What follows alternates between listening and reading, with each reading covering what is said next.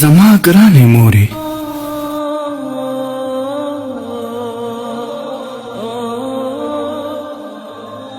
یوې ښځې به خپل زوی هره ورځ د خلکو په مخ کې ډېر واهه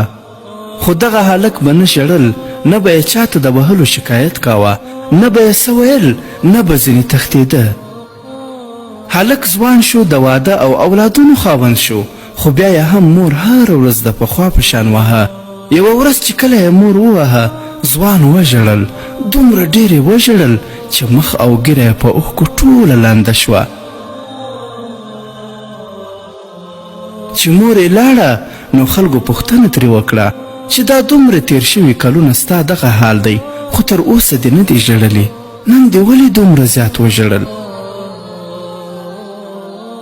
ځوان په ژړا کې ورته وویل نن چې کله مور وهلم دا راته معلومه شوه چې مور مې کمزورې او ضعیفه شوې ده هر ګزار سره به یې اخ لاس مې در باندې خوږ شو ویل نو ژر ده چې د جنت د دروازو نه به دا دروازه را باندې بنده شي او زه به د مور له مینې څخه محرومه شم نن خو که هر څومره په ژوند ستومانه یم په مور مې زړه ډاډه دی چې کله کور ته راشم مور مې راته وایي زویه په کار کولو به ستړی شوی نن خو دې بیا ټوله ورځ په ستومانۍ تېره کړه ډوډۍ دې خوړلې که نه دا جامې دې څنګه په خاورو سپېرې شوي ته کښېنه چې زه چای درته تیارې کړم که څه هم نن د اولادونو پلار یم د ښځې خاوند یم خو بیا مې هم د هر څه ستړیا په اړه مور رانه پوښتنه کوي خو نن مې خپله ولیده چې مور مې څومره ضعیفه شوې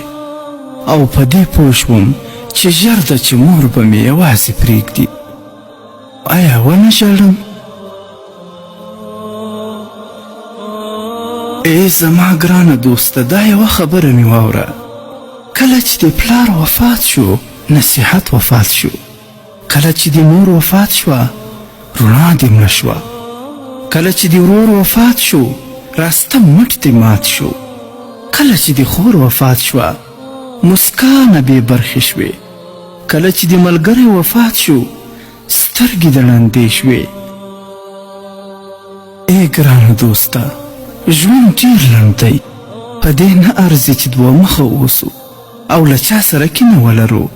او نه په دې ارزي چې له یو بل سره اړیکې پرې کړو ژوند لنډ دی سبا به یو یادګار پاته وي موږ به نه یو مسکی اوسه